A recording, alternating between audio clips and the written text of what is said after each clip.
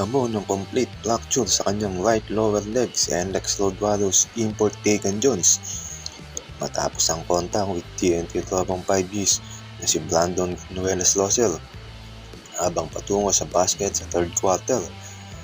Nauwi sa isang scary fall. Sinabi nga ni Brandon Ganuelas Loser na hindi siya dirty player at hindi niya gustong mangyari kay Deacon Jones ang nangyari sa kanya. Inamin ni Brandon Ganuelas Loser na ayaw nitong mga bansagang dirty player at nilinaw na isa pa sa mga si Deacon Jones sa kanyang hinahangaan.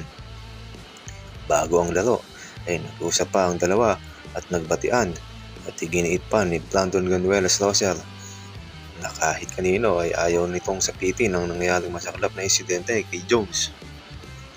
3 buwan nga ang pagitan ng dalawang malalaking injury tulad kay Bol Bol na nagkaroon ng left Achilles injury sa semifinals ng Commissioner's Cup at ngayon naman si Deacon Jones na nagtamo ng right leg fracture kung saan sila ang team to beat sa Governor's Cup.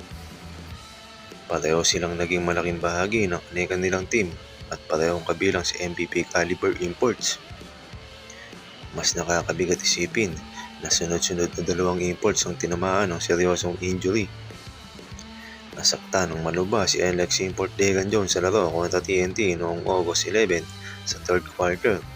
Naipit at natapakan ang kanang binti niya matapos bumagsak sa kanya si Brandon Ganuelas Loser at dahil dito kinailangan siyang ilabas at mag-all local ang NLEX.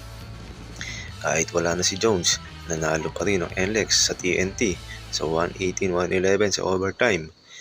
Inialay ng kupunan ng panalo kay Jones kaya ang laban nila sa susunod na laro ay may dagdag na emosyon.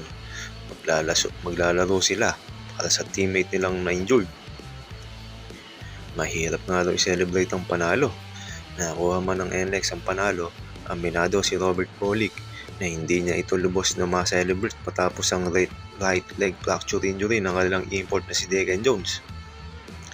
Kahit nanalo ang kanilang kupunan, hindi raw kaya ipagdiwang ng todo ni Robert Polick matapos ma-injured ang import nila. Nagtamo nga si Jones ng right leg fracture.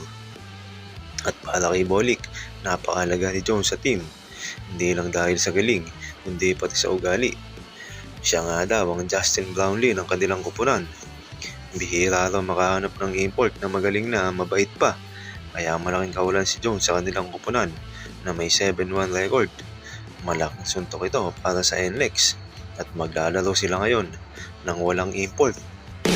Kamusta mga idol? Sports Zone PH para sa sports news and update. Kung bago ka pa lamang dito sa channel ko, pindutin mo na ang subscribe button at notification bell para lagi kang update sa mga sports news.